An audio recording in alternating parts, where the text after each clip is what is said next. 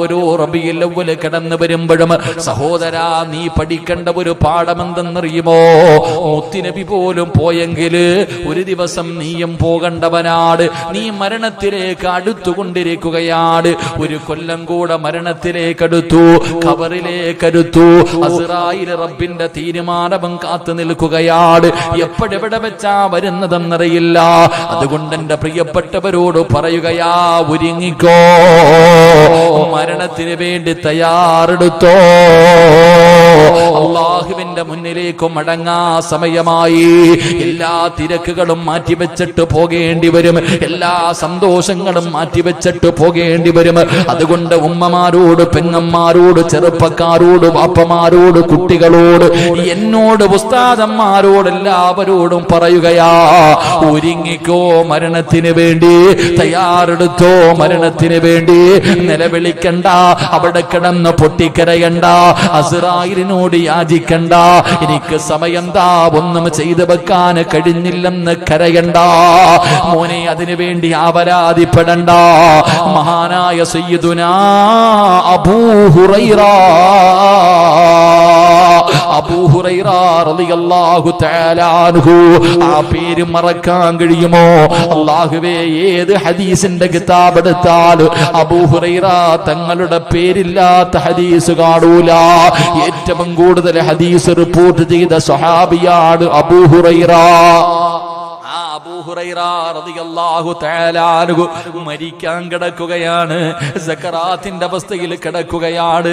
ആ സമയത്ത് വല്ലാതെ കരയുകയാ.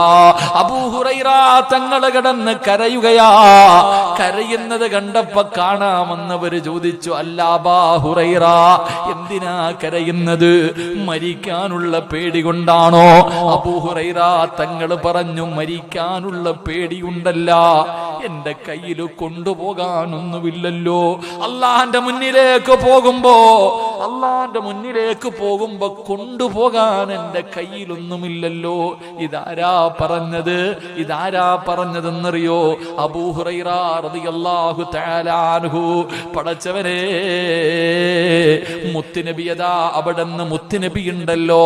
അല്ലാഹുവേ, പൂച്ചകളോട് നിങ്ങൾ കരുണ കാണിക്കണമെന്ന് പറഞ്ഞപ്പോ, അല്ലാഹുവേ പടച്ചവരെ, പൂച്ചയെ കയ്യിലെടുത്ത് വെച്ച് കളിപ്പിച്ച അബൂ ഹുറൈറ, പൂച്ചയുടെ വാപ്പെന്ന് സഹാബത്ത് വിളിച്ച, പൂച്ചയുടെ വാപ്പ എന്ന് അബൂ ഹുറൈറ, പൂച്ചയുടെ വാപ്പ എന്ന് സഹാബത്ത് വിളിച്ചിരുന്ന അബൂ ഹുറൈറ റളിയല്ലാഹു തആല അൻഹു കരഞ്ഞുകൊണ്ട് പറയുകയാ, ഞാൻ യാത്രയ്ക്ക് തുടങ്ങാൻ പോവുകയാണ്. ഒരിക്കലും അവസാനിക്കാത്ത ഒരു യാത്ര തുടങ്ങാൻ പോവുകയാണ്. എന്റെ കയ്യിലില്ലല്ലോ, അമല് കുറവാണല്ലോ.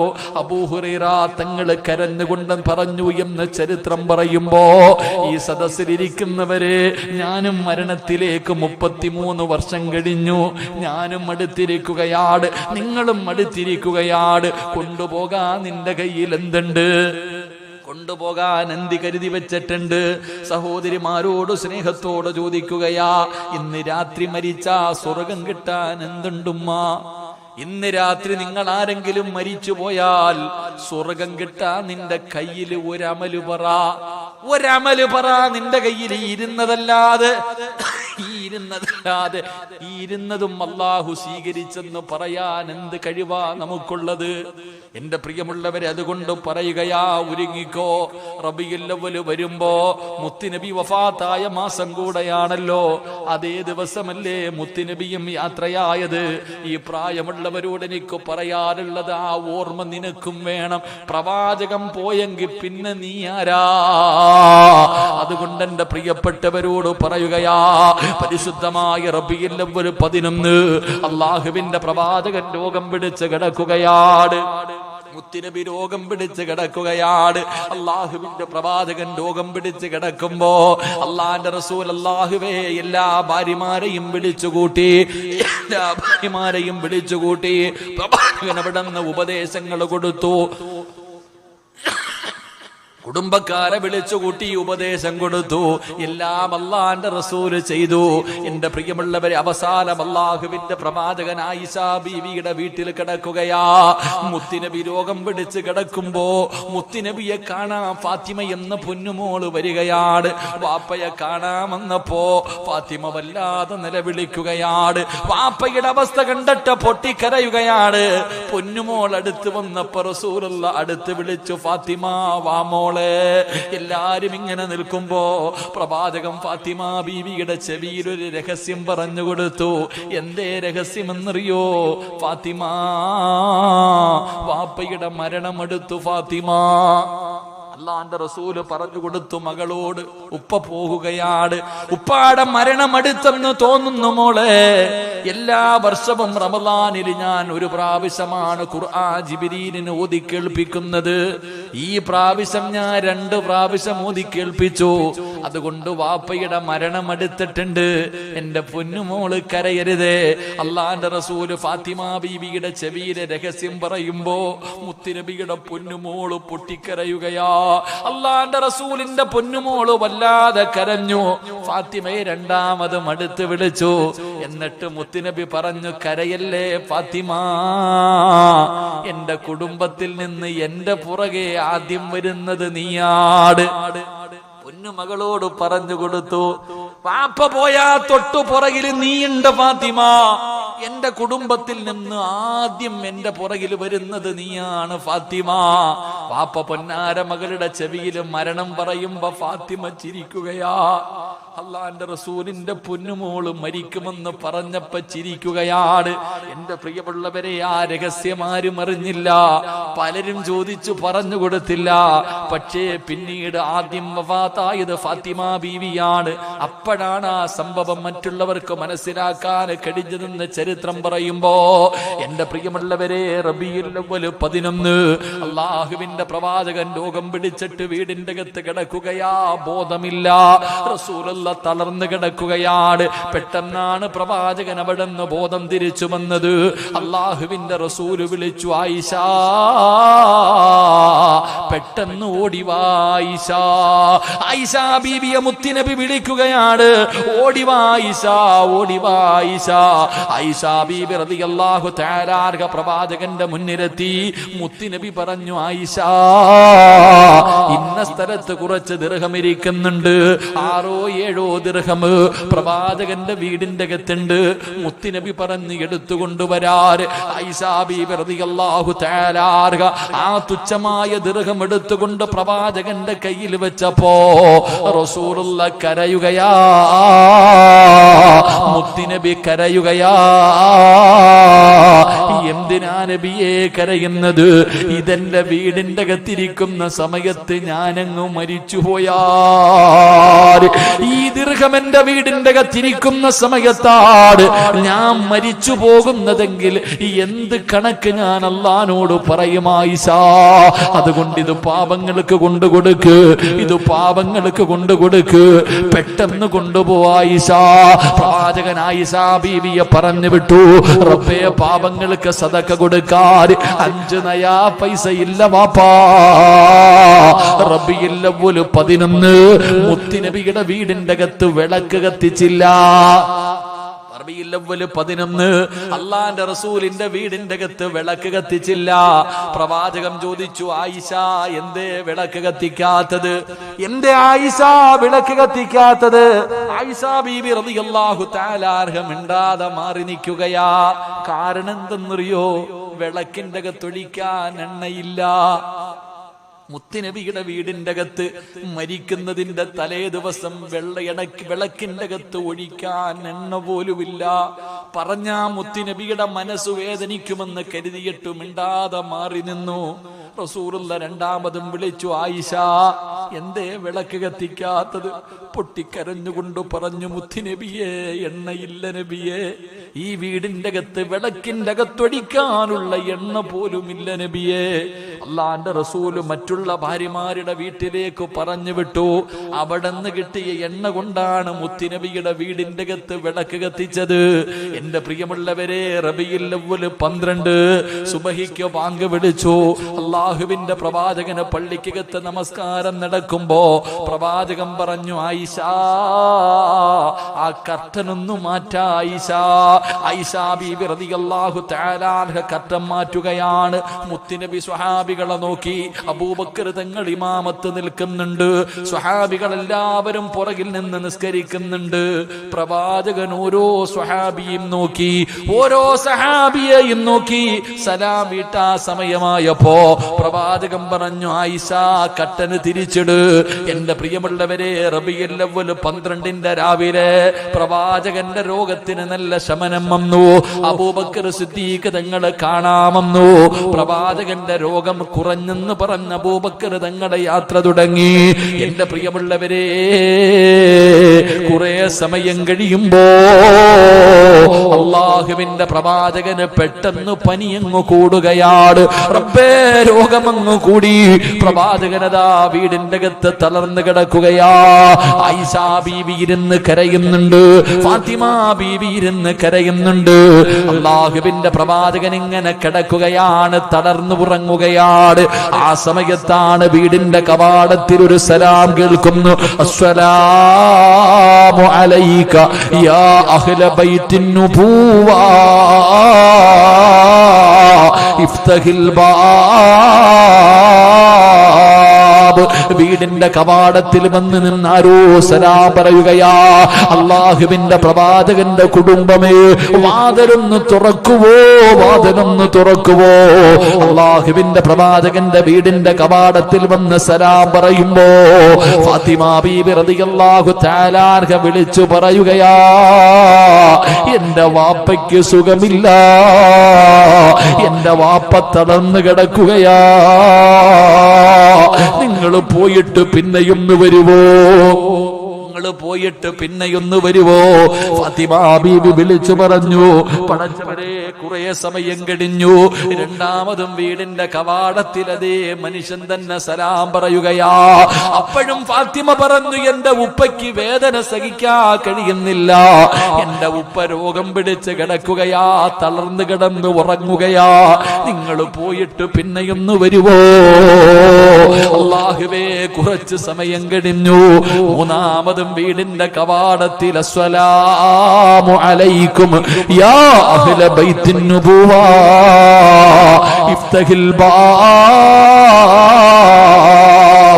വീടിന്റെ മുന്നിലതാ സലാം പറയുന്നത് കേൾക്കുമ്പോ മുത്തുനബി പറഞ്ഞു, മോളെ ഫാത്തിമ,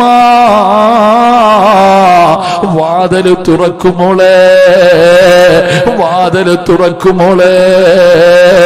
ഫാത്തിമ ബീബി റളിയല്ലാഹു തആല അൻഹ വാതിൽ തുറക്കുകയാ. ആരാ കടന്നു വന്നതെന്നറിയോ? മലക്കുൽ മൗത്ത് അസ്റായീൽ. അസ്റായീൽ എന്ന് പറയുന്ന മലക്ക് മുത്തുനബിയുടെ ചാരത്തേക്ക് കടന്നു വന്ന് സലാം പറഞ്ഞു. അല്ലാഹുവിന്റെ റസൂൽ ചോദിച്ചു, അസ്റായീലേ, എന്നെ കാണാമെന്നതാണോ? എന്നെ കാണാമെന്നതാണോ? യാ റസൂലല്ലാഹ്, അങ്ങനെ വാദം തന്നാൽ അങ്ങയുടെ റൂഹ് പിടിക്കാൻ അല്ലാഹു പറഞ്ഞു വിട്ടതാ, ഇല്ലെങ്കിൽ സന്ദർശിച്ചു മടങ്ങാമെന്നതാണ്. മുത്തുനബി അവിടെ അനുവാദം കൊടുക്കുകയാ. അസ്റായീലേ, എന്റെ റൂഹ് പിടിച്ചു അസ്റായീൽ. അല്ലാഹുവിന്റെ പ്രവാചകന്റെ റൂഹ് പിടിക്കാൻ അസ്റായീൽ തുടങ്ങി. പടച്ചവരെ, മുത്തുനബി കിടന്നു പിടയുകയാ. മുത്തുനബി കരയാൻ തുടങ്ങി. മരണവേദന സഹിക്കാൻ കഴിയാതെ പ്രവാചകന് പിടയാൻ തുടങ്ങി. അല്ലാഹുവിന്റെ റസൂൽ ചോദിക്കുന്നു, അസ്റായീലേ, ഒന്ന് പതുക്കെ പിടിക്കുമോ അസ്റായീൽ? എനിക്ക് വേദനിക്കുന്നു അസ്റായീൽ, എനിക്ക് വേദനിക്കുന്നു അസ്റായീൽ, ഒന്ന് പതുക്കെ പിടിക്ക് അസ്റായീൽ. മുത്തുനബി എവിടെന്ന് പറയുമ്പോ അസ്റായീൽ എന്ന മലക്ക് കരയുകയാ, അസ്റായീൽ എന്ന മലക്ക് കരയുകയാ. യാ റസൂലല്ലാഹ്, ഇന്ന് വരെ ഒരാളുടെ റൂഹ് പിടിച്ചപ്പോഴും എന്റെ കൈ വിറച്ചിട്ടില്ല നബിയേ. ഇന്ന് വരെ ഒരാളുടെ റൂഹ് പിടിക്കുമ്പോഴും എന്റെ കൈ വിറച്ചിട്ടില്ല നബിയേ. ഇന്നെന്റെ കൈ വിറയ്ക്കുന്നു നബിയേ. ഇതിനെക്കാളും മയമായി പിടിക്കാൻ, ഇതിനെക്കാളും മയമായിട്ട് പിടിക്കാൻ എനിക്കറിയില്ല നബിയേ. അസ്റായീൽ പോലും കരയുകയാ. അല്ലാഹുവിന്റെ പ്രവാചകൻ ചരിത്രം പറയുന്നു, മുത്തുനബി എഴുന്നേക്കും തിരിച്ചു കിടക്കും, മുത്തുനബി എഴുന്നേക്കും തിരിച്ചു കിടക്കും. റസൂലുള്ള മരണവേദന സഹിക്കാൻ കഴിയാതെ പിടയുന്നത് കണ്ടപ്പോ ആയിഷാ ബീബി റളിയല്ലാഹു തആല അൻഹ, ഫാത്തിമ ബീബി റളിയല്ലാഹു തആല അൻഹ വാപ്പയുടെ ചാരത്തിരുന്നിട്ട് ഫാത്തിമ ബീബി ഉപ്പാടെ ശരീരം ഇങ്ങനെ തടകുകയാ. ചൂടുവെള്ളത്തിൽ തുണി മുക്കിയിട്ട് വെച്ച് കൊടുക്കുകയാണ്. ആയിഷാ ബീബി റളിയല്ലാഹു തആല അൻഹ മുത്തുനബിയുടെ തലയെടുത്തും മടിയിൽ വെച്ചു അല്ലാഹുവിന്റെ റസൂലിന്റെ മുഖത്ത് ഇങ്ങനെ തുടച്ചു കൊടുക്കുകയാ. എന്റെ പ്രിയപ്പെട്ടവരെ, ആ സമയത്ത് അല്ലാഹുവിന്റെ റസൂൽ പറഞ്ഞതെന്തെന്നറിയോ? ഈ സദസ്സിലിരിക്കുന്നവർക്ക് പഠിക്കാൻ പറയുകയാ. തന്റെ വീടിന്റെ അകത്തിരുന്ന അവസാനത്തെ ഒരു രൂപ പോലും സദക്ക കൊടുത്ത മുത്തുനബി ഉണ്ടല്ലോ, ആ റൂഹ് പിടിച്ചുകൊണ്ടിരിക്കുന്ന സമയത്ത് ഈ പ്രപഞ്ചം മുഴുവനും സൃഷ്ടിക്കാൻ കാരണക്കാരനായ അസ്റഫുൽ ഖൽഖ് നബി മുഹമ്മദ് മുസ്തഫ സ്വല്ലല്ലാഹു അലൈഹി വസല്ലമ തങ്ങള് ആയിഷാ ബീവിയോട് പറഞ്ഞു കൊടുത്തത് എന്തെന്നറിയുമോ? ആയിഷാ, ഇന്നലിൽ മൗത്ത് ലസകറാ, മരണത്തിന് വല്ലാത്ത വേദനയായിഷാ, മരണത്തിന് വല്ലാത്ത വേദനയായിഷാ. അല്ലാഹുവിന്റെ പ്രവാചകൻ എവിടെന്ന് പറഞ്ഞു കൊടുക്കുകയാ. മുത്തുനബി എവിടെന്ന് ഉപദേശിച്ചു കൊടുത്തു. മുത്തുനബിയുടെ മുഖം ഇങ്ങനെ വെള്ളം കൊണ്ട് തടകുകയാണ്. പ്രവാചകൻ ഇങ്ങനെ ചെറുതായിട്ട് എഴുന്നേറ്റു. ആയിഷാ ബീവിയുടെ നെഞ്ചിലിങ്ങനെ ചാരിയിരിക്കുകയാണ്. മുത്തുനബി തന്നെ വെള്ളം കോരി മുഖത്തെ കുടിക്കുകയാണ്.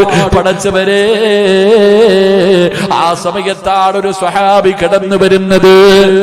അബ്ദുറഹ്മാൻ എന്ന് പറയുന്ന സ്വഹാബി ഉണ്ടല്ലോ, മുത്തുനബിയുടെ വീട്ടിലേക്ക് കയറി വന്നു. പ്രവാചകൻ ആയിഷാ ബീവിയുടെ മുഖത്ത് നോക്കി, ആ സ്വഹാബിയുടെ കയ്യിൽ നോക്കി. ഒരു മിസ്വാക്ക് ഇരിക്കുന്നുണ്ട്. ആയിഷാ ബീവിക്ക് മനസ്സിലായി പ്രവാചകന് പല്ല് തേക്കാൻ ആഗ്രഹമുണ്ട്. കൂടപ്പറപ്പിന്റെ കയ്യിൽ നിന്ന് മിസ്വാക്ക് വാങ്ങിയിട്ട് പ്രവാചകന്റെ കയ്യിൽ വെച്ചു കൊടുത്തു. പക്ഷേ റസൂലുള്ളാഹിന്റെ കൈ അനങ്ങുന്നില്ല. സ്വന്തമായിട്ട് പല്ല് തേക്കാൻ കഴിയുന്നില്ല. അല്ലാഹുവിന്റെ പ്രവാചകൻ ഇങ്ങനെ ആയിഷാ ബീവിയുടെ മുഖത്ത് നോക്കുമ്പോ ആയിഷാ ബീവി റളിയല്ലാഹു തആല അൻഹ ആ മിസ്വാക്ക് എടുത്തിട്ട് മുത്തുനബി അതാ തന്റെ വായ്ക്കകത്ത് വെച്ച് കടിക്കുകയാ. മിസ്വാക്ക് എടുത്ത് തന്റെ വായ്ക്കകത്ത് വെച്ച് കടിച്ചു പാകമാക്കി. എന്നിട്ട് റബ്ബേ, തന്റെ ഭർത്താവിനെ നെഞ്ചിലിങ്ങനെ ചാരിക്കടന്നു. അല്ലാഹുവിന്റെ റസൂൽ ആയിഷാ ബീവിയുടെ നെഞ്ചത്തിങ്ങനെ ചാരിക്കടക്കുമ്പോ ഉമ്മ കുഞ്ഞുങ്ങളുടെ പല്ല് തേച്ച് കൊടുക്കുന്നത് പോലെ മഹദി ആയിഷാ പട്ടിണി കിടന്ന ആയിഷാ, തിന്നാ ഭക്ഷണമില്ലാത്തപ്പോഴും മുത്തുനബിയുടെ തലയിൽ തലോടിക്കൊണ്ട് കൂടെ കിടന്ന ആയിഷാ, ആയിഷാ ബീവി റളിയല്ലാഹു തആല അൻഹ തന്റെ പ്രിയപ്പെട്ട ഭർത്താവായ മുത്തുനബിക്ക് പല്ല് തേച്ച് കൊടുക്കുകയാ. അതാടാ മോനെ, അതാടാ ചെറുപ്പക്കാരാ, പഠിക്കണം പെങ്ങള്, പഠിക്കണം പെങ്ങള്. അന്ന് ആയിഷാ ബീവിക്ക് 50 വയസ്സില്ല, 10 16 വയസ്സേ ഉള്ളെന്ന് ചരിത്രം പറയുന്നു. 20 വയസ്സിന്റെ താഴെ മാത്രമാണെന്ന് ആയിഷയ്ക്ക് പ്രായം. ആയിഷാ ബീവിക്ക് മനസ്സിലായി എന്തിനാണ് തന്റെ ഭർത്താവ് നോക്കിയതെന്ന്. അല്ലാഹുവിന്റെ പ്രവാചകന് വഫാത്തായപ്പോ അവസാനമായിട്ട് പ്രവാചകന്റെ തൊണ്ടയ്ക്ക് താഴെ പോയത് സംസം വെള്ളമല്ല, ആയിഷാ ബീവി പറയുന്നുണ്ട്, ഞാൻ എത്ര വലിയ ഭാഗ്യവതിയാ, ഞാൻ എത്ര വലിയ ഭാഗ്യവതിയാ. ആയിഷാ ബീവിക്ക് മക്കളില്ലായിരുന്നു. അല്ലാഹ് ആയിഷാ ബീവിക്ക് മക്കൾ കൊടുത്തില്ല. ആയിഷാ ബീവി പറയുന്നു, എന്നെക്കാളും ഭാഗ്യമുള്ള ഒരാളുമില്ല. കാരണം മുത്തുനബി കടന്ന് വഫാത്തായത് എന്റെ മടിത്തട്ടില. മുത്തുനബിയുടെ തൊണ്ടയ്ക്ക് താഴെ അവസാനം ഇറങ്ങിയത് എന്റെ ഉമ്മനീരാ, എന്റെ ഉമ്മനീരാ. മിസ്വാക്ക് വായിക്കകത്ത് വെച്ച് ചവച്ചരച്ചിട്ട മിസ്വാക്കാണ് തേച്ചു കൊടുത്തത്. അള്ളാന്റെ റസൂല് തുപ്പിയില്ലാതെ വിഴുങ്ങി. മുത്തുനബി അവിടെ നിന്ന് വിഴുങ്ങി. പെങ്ങളെ പെങ്ങളെ നീ പഠിക്കണം പൊന്നുമോളെ. അള്ളാഹുവിന്റെ പ്രവാചകൻ ഒരിക്കൽ ഒരു ഗ്ലാസ് പാല് കയ്യിൽ കിട്ടിയപ്പോ ആയിഷയോട് പറഞ്ഞു, കുടിക്കായിഷ. ആയിഷ ബീബി റളിയല്ലാഹു തആല അൻഹ കുടിച്ചിട്ട് തിരിച്ചു കൊടുത്തപ്പോ മുത്തുനബി നോക്കുകയാണ്. ആ ക്ലാസിന്റെ ചുറ്റുഭാഗം മുഴുവനും തെരഞ്ഞു നോക്കി. ആയിഷാ ബീവി ചോദിച്ചു, എന്തേ നബിയെ തെരയുന്നത്? മോളെ, നിന്റെ ചുണ്ട് വെച്ച സ്ഥലം തിരയുകയാ. നീ എവിടെയാണ് ചുണ്ട് വെച്ച് കുടിച്ചതെന്ന് തിരയുകയാ. അള്ളാന്റെ റസൂല് കണ്ടെത്തി. മുത്തുനബി ആയിഷാ ബീവി കുടിച്ച അതേ സ്ഥലത്ത് ചുണ്ട് വെച്ചിട്ട് പാല് കുടിച്ചെന്ന് ചരിത്രം പറയുമ്പോ ആയിഷാ ബീവിയുടെ ഉമ്മനീര് മുത്തുനബിയുടെ അവസാനമായി തൊണ്ടയ്ക്ക് താഴെ ഇറങ്ങി. എന്റെ പ്രിയമുള്ള സഹോദരാ, റൂഹ് പിടിച്ച് അവസാനം തന്റെ നെഞ്ചിന്റെ ഭാഗമെത്തി. ആ സമയത്ത് റബ്ബേ, അല്ലാഹുവിന്റെ പ്രവാചകന്റെ വളർത്തുമകൻ സെയ്ദ് റളിയല്ലാഹു തആല അൻഹു മുത്തുനബിയുടെ കൂടെ ചെറുപ്രായത്തിൽ കിട്ടിയതാണ്. ഖദീജ ബീവി വിവാഹം കഴിച്ചപ്പോൾ കിട്ടിയതാണ്. ആ സെയ്ദ് റളിയല്ലാഹു തആല അൻഹു പ്രവാചകന്റെ വീടിന്റെ കവാടത്തിൽ ഇങ്ങനെ വന്നപ്പോ മുത്തുനബിയുടെ കൈയനങ്ങുകയാ. മുത്തുനബിയുടെ കൈയനങ്ങുകയാ. എന്തിനാ കൈയനങ്ങിയതെന്നറിയോ? അള്ളാന്റെ റസൂൽ ഇങ്ങനെ ആംഗ്യം കാണിക്കുന്നു, മോനെ സെയ്ദേ, എനിക്ക് വേണ്ടിയൊന്ന് ദുആ ചെയ്യ് മോനെ. മരണത്തിന് വല്ലാത്ത വേദനയാണ്, എനിക്ക് സഹിക്കാൻ കഴിയുന്നില്ല, ഒന്ന് ദുആ ചെയ്യണേ എന്ന് മുത്തുനബി പോലും ഇങ്ങനെ ആംഗ്യം കാണിച്ചു. അവസാനം റബ്ബേ, റസൂലുള്ളാഹിന്റെ ചുണ്ടുകൾ ചലിച്ചു. പ്രവാചകൻ ഈ ലോകത്തോട് യാത്ര പറയുകയാ, ഈ ലോകത്തോട് യാത്ര പറയുകയാ. അല്ലാഹുവിന്റെ റസൂലിന്റെ വീടിന്റെ അകത്തൊരു വല്ലാത്ത തേങ്ങല് കേട്ടു. മുത്തുനബിയുടെ വീടിന്റെ അകത്ത് വല്ലാത്ത തേങ്ങല് കേട്ടു. സുബ്ഹാനല്ലാഹ്, മദീനയുടെ മണൽത്തരികൾ പോലും കരയുകയാ. മദീനയുടെ മണൽത്തരികൾ പോലും, പടച്ചവരെ, വൃക്ഷങ്ങൾ പോലും, ഇലകൾ പോലും മദീനയിൽ വല്ലാത്ത ഒരു തേങ്ങല് കേൾക്കുകയാണ്. കാട്ടുതീ പടരുന്നത് പോലെ, കാട്ടുതീ പടരുന്നത് പോലെ റബ്ബേ, മദീന മുഴുവനും പ്രവാചകന്റെ മരണമങ്ങ് വഫാത്തങ്ങ് പരക്കുകയാ. പടച്ചവനെ, പിന്നെ പറയേണ്ടതില്ലല്ലോ, പിന്നെ പറയാൻ കഴിയില്ല. അവിടെ നടന്ന സംഭവങ്ങൾ പറയാനുള്ള ധൈര്യം നമുക്കില്ലല്ലോ. അതുകൊണ്ട് എന്റെ പ്രിയമുള്ളവരോട്, ഞാനും നിങ്ങളും ഒരു ദിവസം പോകേണ്ടവരാ. മുത്തുനബി പോലും ആയിഷാ മരണത്തിന് വല്ലാത്ത വേദനയാണ്. ആയിഷാ മുത്തുനബി പോലും കരഞ്ഞുകൊണ്ട് പറഞ്ഞു പോയെങ്കില്, അല്ലാഹുവേ, നിങ്ങളുടെ അവസ്ഥ എന്താണെന്ന് ഞങ്ങൾക്കറിയില്ല തമ്പുരാന്. നിങ്ങളുടെ മരണവേദന നീ കുറച്ചു തരണേ അല്ലാ. നീ ഞങ്ങളോട് കരുണ കാണിക്കണേ അല്ലാ. ഞങ്ങൾ ചെയ്ത പാപത്തിന്റെ പേരില് ഞങ്ങളുടെ ആഖിബത്ത് നീ മോശമാക്കല്ലേ അല്ലാ. അല്ലാഹു നമ്മളെ രക്ഷപ്പെടുത്തുമാറാകട്ടെ. മഹാനായ നബി മുഹമ്മദ് മുസ്തഫ അല്ലാഹുവിന്റെ റസൂലിന്റെ വഫാത്ത്, എന്റെ പ്രിയമുള്ളവരെ, ബാക്കി പറയാൻ നമ്മളെ കൊണ്ട് കഴിയില്ല. പിന്നെ മദീനത്ത് നടന്ന രംഗങ്ങൾ പറയാൻ നമ്മളെ കൊണ്ടൊന്നും കഴിയില്ല. അത് വായിച്ചെടുക്കുമ്പോഴേ നമ്മുടെ കണ്ണുകൾ നിറയും. അല്ലാഹു നമുക്ക് ഈമാൻ തരുമാറാകട്ടെ. അല്ലാഹു ഈമാൻ തരുമാറാകട്ടെ. അതുകൊണ്ട് എനിക്ക് നിങ്ങളോട് പറയാനുള്ളത്, എല്ലാവരും ഒരു ദിവസം പോകേണ്ടവരാ. ഞാനാണോ നിങ്ങളാണോ? ചിലപ്പോൾ നിങ്ങളാകാം, ചിലപ്പോൾ ഞാനാകാം. ആരാ ആദ്യം പോകുന്നത് എന്ന് പറയാൻ നമുക്കറിയില്ലല്ലോ. അല്ലാഹുവല്ലേ തീരുമാനിക്കുന്നത്. പക്ഷെ എപ്പോഴാണെങ്കിലും, ആദ്യമാണെങ്കിലും ശേഷമാണെങ്കിലും, എപ്പോൾ മരിച്ചാലും ഈമാനോടുകൂടിയുള്ളൊരു മരണം അല്ലാഹു നൽകി അനുഗ്രഹിക്കുമാറാകട്ടെ. അള്ളാഹു നൽകി അനുഗ്രഹിക്കുമാറാകട്ടെ.